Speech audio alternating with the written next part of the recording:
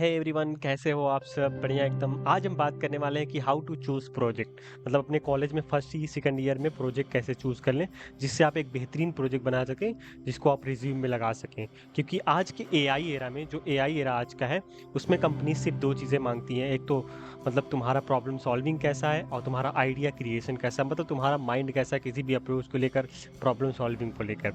ठीक है। आज के दिन में कोई भी टेक स्टैक काम नहीं आएगा किसी के लिए प्लेसमेंट के लिए।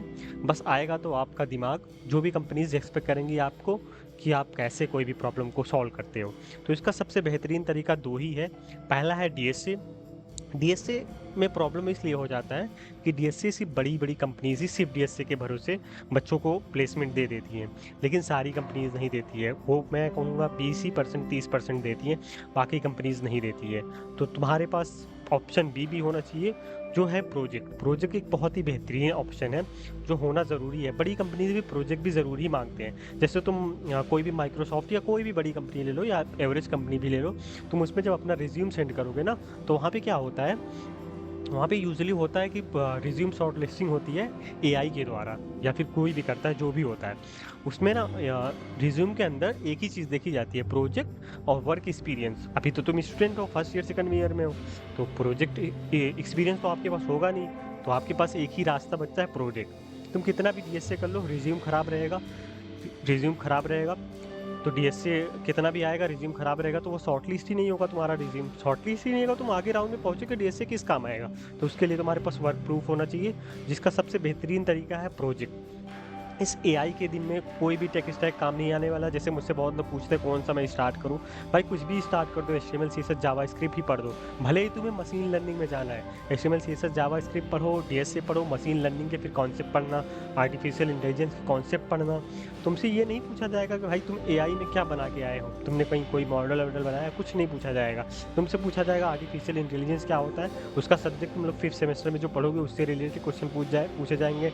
ग्राफ वगैरह जो भी कॉन्सेप्ट यूज़ होता है, डीएसए भी बहुत यूज़ होता है उसमें, वो पूछा जाएगा। और मशीन लर्निंग सब्जेक्ट होता है वो पूछा जाएगा, कंप्यूटर नेटवर्क पूछा जाएगा, ऑपरेटिंग सिस्टम पूछा जाएगा, ये सब पूछा जाएगा। और मेनली तुम्हारा प्रोजेक्ट देखा जाएगा कि तुम प्रोजेक्ट क्या बनाए हो। प्रोजेक्ट तुम भले ही फुल स्टैक डेवलपमेंट बनाए हो, ऐप डेवलपमेंट बनाए हो, उसमें भले ही एआई इंटीग्रेट करो कोई भी तरीके से, वो मैटर करता है, उतना नहीं मैटर करता। ठीक है, प्रोजेक्ट बढ़िया बनाओ, कोई भी प्रॉब्लम सॉल्विंग प्रोजेक्ट होना चाहिए। कोई भी प्रॉब्लम सॉल्विंग प्रोजेक्ट होना चाहिए, वो चाहे छोटा हो चाहे बड़ा हो। अगर 10 लोग से 100 लोग यूज़ कर रहे हैं उसको, तो तुम्हारे लिए इससे बड़ी बात कोई नहीं होगी।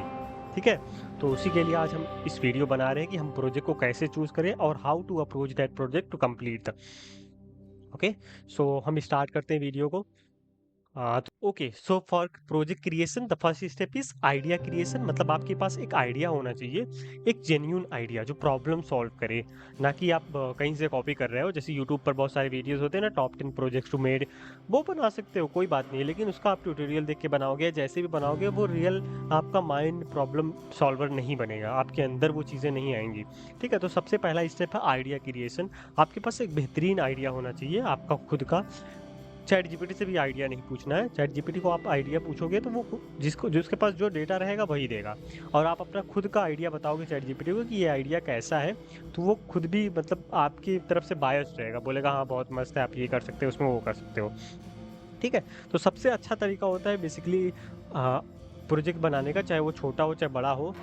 आपको जो भी प्रॉब्लम फेस हो रही है कॉलेज में या बाहर भी, आप उसको लिस्ट डाउन करो या दिमाग में ही सोचो, और सोचो कि यार क्या वो कोड से सॉल्व हो सकती है, क्या वो प्रोग्रामिंग से सॉल्व हो सकती है। जैसे ना जो इंसान जो चीज़ें करता है उसको लगता है दुनिया की सारी प्रॉब्लम इस चीज़ से सॉल्व हो सकती है। अगर मैं फिजिक्स पढ़ रहा होता तो मुझे लगता कि मैं फिजिक्स से दुनिया की सारी प्रॉब्लम सॉल्व कर दूंगा।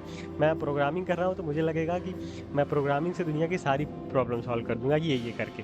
ठीक है, तो बेसिकली मैं कहना ये चाहता हूँ कि आप अपनी सारी प्रॉब्लम जो भी आपको फेस हो रही है कॉलेज में, उसको लिस्ट करो। जैसे मेरे साथ क्या हुआ था, मैं फर्स्ट ईयर में था, तो हम लोगों ने देखा कि जो पीवाईक्यू है, प्रीवियस ईयर क्वेश्चन पेपर है, वो बहुत मैच कर रहे हैं जो करंट एग्जाम है उससे। तो उसमें हम लोग को लग गया कि पीवाईक्यू बहुत इंपॉर्टेंट होते हैं, हमको उसी से पढ़ना चाहिए। तो क्या होता था, बहुत मांगना पड़ता था पीवाईक्यू। पहले तो सीनियर ढूंढना पड़ता था कि सीनियर कौन है। पहला पहला तो टास्क यही था। फिर दूसरा था वो उससे मांगेंगे उसके पास होगा कि नहीं पीवाईक्यू होगा, तो किसी एक को ऐसे ही करके ढूंढ के लाना पड़ता था। फिर इसी आइडिया से मुझे जनरेट हुआ स्टूडेंट सीनियर, जो मैंने बनाया बाद में जाके, जिसमें सबसे पहला टास्क यही था कि इसमें सीनियर लिस्ट हो जाते थे, उसके बाद पीवाईक्यू नोट्स सारे बहुत सारी चीज़ें मिलती थी। तो इसी से एक जनरेशन हुआ आइडिया का, जिसको हमने इम्प्लीमेंटेशन में भी लाया और इसको कंप्लीट किया। एक और आइडिया ऐसे मैंने देखा था अटेंडेंस वाला। जैसे यूजुअली क्या होता है ना, मैं आपको दिखाता हूँ एक, हाँ ये रहा। जैसे यूजुअली इंटीग्रल में आपको 75% अटेंडेंस मैंडेटरी होती है, ठीक है। यहाँ पे एक कैलकुलेटर, अटेंडेंस कैलकुलेटर, आपने ले सपोज 100 टोटल लेक्चर आपके हो गए हैं, आपने अटेंड करी है 60, ठीक है। तो ये कैलकुलेट करके बता देगा कि आपकी अटेंडेंस 60% है, ये तो उसमें दिख ही जाता है ऐप में। नेक्स्ट 20 क्लासेस का फोरकास्ट भी ये बता देगा। नेक्स्ट 20 क्लासेस में आप 0 मिस कर सकते हैं, आपको 20 के 20 अटेंड करनी पड़ेगी, तब जाके आप 66 क्लास आपकी होगी। और पूरा 75 पहुंचने के लिए आपको 60 मोर लेक्चर करना पड़ेगा विदाउट एनी एब्सेंट। तो इसमें बहुत सारी चीज़ें हैं। जैसे अभी मैं सपोज लेक्चर अटेंडेंस को मैं 70 कर देता हूँ, ठीक है। तो ये नॉर्मली बता देगा कि आपको 32 लेक्चर और अटेंड करने हैं, आपकी अटेंडेंस 75 पहुँच जाएगी। तो 75 का जो कैलकुलेशन होता है वो कैलकुलेट करने के लिए ये एक छोटी सी प्रॉब्लम है। नहीं बोल रहा हूँ कि यही प्रॉब्लम सॉल्व करो, बट मैं अप्रोच बता रहा हूँ कि ऐसे ही सॉल्व होती है कोई भी प्रॉब्लम, ठीक है। तो ऐसे ही आप सारी प्रॉब्लम को लिस्ट करो, लिस्ट डाउन करो और उस पर थोड़ा सा स्टडी करो कि ये कैसी है, कोडिंग से सॉल्व हो सकती है कि नहीं। उसके बाद दूसरा स्टेप होता है कि what tech stack we use, ठीक है। तो टेक स्टैक हम कौन सा यूज़ करें। सो बेसिकली टेक स्टैक क्या होता है, जिस टेक्नोलॉजी से हम अपना प्रोजेक्ट डिज़ाइन करते हैं। बेसिकली ऐप डेवलपमेंट हो गया, उसके अंदर कॉटलिन आती है, एक्सपो आता है, रिएक्ट नेटिव आता है। और वेब डेवलपमेंट हो गया, उसके अंदर आता है मर्न स्टैक, मीन स्टैक या लारावेल हो गया। बहुत सारी अलग अलग टेक्नोलॉजीज़ होती हैं। तो इसको आप चैटजीपीटी से पूछ सकते हैं कि मेरा ये प्रोजेक्ट है, मैं कौन सा टेक स्टैक यूज़ करूँ। अगर आपको वेब डेवलपमेंट में जाना है, मतलब वेबसाइट बनाना है उस प्रोजेक्ट से रिलेटेड, तो आप उसको मेंशन कर देना कि वेबसाइट टेक स्टैक मुझे चाहिए। ऐप में जाना है, ऐप मेंशन कर दीजिए। विंडोज़ में जाना है, विंडोज़ मेंशन कर दीजिए। फिर उस टेक स्टैक के बारे में अच्छे से रिसर्च कर लीजिए। जैसे आपको एसईओ वगैरह चाहिए तो नेक्स्ट.जेएस में जाइए, आपको फंक्शनलिटी बढ़िया चाहिए तो मर्न स्टैक में जाइए, आपको फ्लेक्सिबिलिटी चाहिए डेटाबेस में तो मोंगोडीबी वैसे डेटाबेस चूज़ करिए, आपको एकदम सॉलिड डेटाबेस चाहिए तो पोस्टग्रेसक्यूएल वगैरह चूज़ करिए। तो सारा डेटाबेस डिसाइड करो, टेक स्टैक डिसाइड करो, सारी चीज़ें डिसाइड करो। जब प्रोजेक्ट रिज्यूम में रहेगा और इंटरव्यू में तुमसे ये भी पूछा जा सकता है कि भाई तुमने ABC टेक स्टैक क्यों चूज़ किया, XYZ क्यों नहीं किया। तो ये भी तुम्हारे पास जवाब होना चाहिए, तुम्हारे पास अच्छी रिसर्च होनी चाहिए, ठीक है। उसके बाद तीसरा टास्क जो आता है वो रीड अबाउट टेक स्टैक, मतलब जो टेक स्टैक तुमने चूज़ किया है उसके बारे में पढ़ो। अगर तुम्हें पहले से पता है तो वेल एंड गुड, शुरू कर दो अपना प्रोजेक्ट बनाना। अगर नहीं पता है तो उसके बारे में पढ़ो, सिर्फ बेसिक पढ़ो, बेसिक पढ़ो, प्रोजेक्ट बनाना स्टार्ट कर दो। Project is a real learning. ये मुझे हमेशा जब मैंने प्रोजेक्ट किया ये मुझे पता चला। मैं 6 महीने लेक्चर से पढ़ता हूँ, यूट्यूब से पढ़ता हूँ, कोई भी टेक स्टैक उतना समझ में नहीं आता जितना 3 महीने प्रोजेक्ट करने में समझ में आता है, ठीक है। तो बहुत सारे लोग गलती क्या करते हैं, या तो लेक्चर ही करते रह जाते हैं, 6 महीने 8 महीने लेक्चर ही करते रह जाएंगे, प्रोजेक्ट बनाएंगे ही नहीं। दूसरी गलती क्या करते हैं, डायरेक्ट प्रोजेक्ट बनाने लगते हैं, मतलब लेक्चर ही नहीं करेंगे। भाई बेसिक पता ही नहीं होगा तो कैसे पता चलेगा कि क्या चीज़ क्या होती है, ठीक है। तो बेसिक पहले पढ़ो, उसके बाद स्टार्ट कर दो प्रोजेक्ट बनाना, ठीक है। Number 4, architecture design. Architecture design क्या होता है, मतलब आपको पता होना चाहिए कि यार मेरा जब प्रोजेक्ट तैयार करूँगा तो ये होगा लैंडिंग पेज, ये बटन क्लिक होगा तो यहाँ जाएगा, ये बटन क्लिक होगा तो यहाँ जाएगा। तो जैसे ही मतलब आप इसको कॉपी पे भी डिज़ाइन करो, ये वाला जो ऐप है स्केलीडरा, इस पर भी कर सकते हो। जब मैंने स्टूडेंट सीनियर के बारे में सोचा तो मैं क्लास में बैठ के यही करता रहता था। पहला पेज ऐसे होगा, उसमें यहाँ मैं एक वो दूंगा कॉलेज सेलेक्ट करने वाला, कॉलेज सेलेक्ट करके जैसे ही जाएगा अपने कॉलेज पेज पे लैंड करेगा। जैसे ही कॉलेज पेज पे लैंड करेगा उसको यहाँ पे कॉलेज लिंक दिखेंगी और यहाँ पे फ्यूचर सीनियर दिखेंगे, ये तो वही सेम डिज़ाइन मैंने किया, ठीक है। तो आपके पास आर्किटेक्चर डिज़ाइन मतलब आपके दिमाग में बैठ जाना चाहिए कि कैसे क्या चीज़ें होती है। जैसे अभी भी आप देखोगे यहाँ स्केलीडरा में मेरे मुंह पर जितनी भी फीचर्स मैंने बनाया है सबका आर्किटेक्चर आपको मिल जाएगा कि कैसे क्या चीज़ होगी, कौन सी चीज़ें कहाँ से आएंगी। ये देखो टैब कैसे होगा 11x11, ये मैंने पॉइंट सिस्टम लाया है तो उसको कैसे वो होगा इम्प्लीमेंटेशन।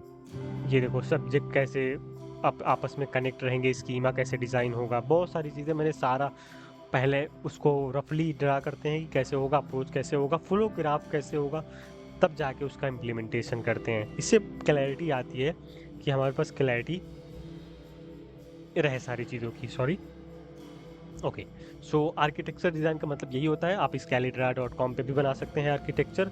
आपके पास सारा मतलब एक बेसिक सा जो स्ट्रक्चर होता है कि ऐसे-ऐसे पहला पेज ये रहेगा, लैंडिंग पेज ये रहेगा, यहाँ पे ये बटन होगी, इसको क्लिक करने से ये होगा, उसको आप पहले ड्रा करिए। जब एक बार ड्रा हो जाए, तब आप चैटजीपीटी से हेल्प लीजिए। देखो, प्रोजेक्ट में एआई यूज़ कर सकते हो बिल्कुल, जितना मन करे एआई यूज़ करो, लेकिन हैंडीकैप मत जाना, मज़दूर मत बन जाना, मजबूर मत बन जाना, ठीक है? बेसिकली क्या होता है ना, हम लोग जब प्रोजेक्ट बनाते हैं, एआई का जब यूज़ करते हैं, तो पहले हम एआई को देते हैं कि हमको ये कंपोनेंट बना के दो। वो कंपोनेंट बना के देता है, 5 एरर देता है वो, ठीक है? अब उस 5 एरर को सॉल्व करने के लिए फिर एआई को बोलते हो कि एरर है इसमें ये एरर सॉल्व कर दो। वो 5 एरर सॉल्व करता है, 2 और एरर देता है, 2 सॉल्व करता है और एरर देता है, ठीक है? तो ऐसे ही तुम घूमते रहते हो, जहाँ 2 घंटे लगने चाहिए तो वहाँ तुम्हारे पूरे दिन लग जाते हैं, ठीक है? तो एआई यूज़ करो, लेकिन क्लेवरली, मतलब कि तुम जो उसने 5 प्रॉब्लम दी है ना, तुम्हें पता होना चाहिए वो प्रॉब्लम क्यों आई, उसको कैसे 2 मिनट में जल्दी से सॉल्व कर लिया जाए। तो एआई यूज़ करो भर के, लेकिन तुम्हारे पास सारी नॉलेज होनी चाहिए। सिर्फ एआई से स्पीड बढ़ाने के लिए यूज़ करो, ना कि पूरा प्रोजेक्ट बनवाने के लिए, ठीक है? और इस एआई से सबसे पहले पूछो कि मतलब जो भी टेक स्टैक तुमने चूज़ किया है, हर टेक स्टैक का अपना एक फॉर्मेट होता है डायरेक्टरी का, कोई ज़रूरी नहीं होता, लेकिन एक लोग फॉर्मेट फॉलो करते हैं ताकि कोड रीडेबल रहे। तो उस फॉर्मेट को फॉलो करो और पूछो कि चैटजीपीटी से स्ट्रक्चर कैसा होगा इसका प्रोजेक्ट का, तो प्रोजेक्ट डायरेक्टरी बनाओ और स्टार्ट कर दो, ठीक है? ये था हमारा project, how to choose a project and made a project. ये था कुछ ट्यूटोरियल। आई होप कि आप लोगों को हेल्प मिला होगा। और इसके साथ मैं आप लोग को कुछ अनाउंस करना चाहता हूँ कि हम लोग लॉन्च कर रहे हैं HTML CSS जावास्क्रिप्ट का कोर्स, जो है 499 सिर्फ में, जिसमें आपको हम HTML CSS जावास्क्रिप्ट पढ़ाएंगे और बहुत सारी चीज़ें जैसे resume, LinkedIn, git and GitHub, deployment, attendance calculator वाला जो प्रोजेक्ट था ये बनाएंगे, और अमेजन UI क्लोन बनाएंगे, पोर्टफोलियो बनाएंगे, और भी बहुत सारी चीज़ें इस प्रोजेक्ट में मिलेंगी। आपको कॉलेज गाइडेंस मिलेगा, मेंटरशिप मिलेगी, ठीक है? और इंश्योरेंस सीनियर में वर्क करने की अपॉर्चुनिटी मिलेगी, बहुत सारी चीज़ें, ठीक है? आई होप कि आपको सारा क्लियर हो गया होगा और इस वीडियो से कुछ हेल्प मिला होगा। मिलते हैं नेक्स्ट वीडियो में, तब तक के लिए बाय बाय।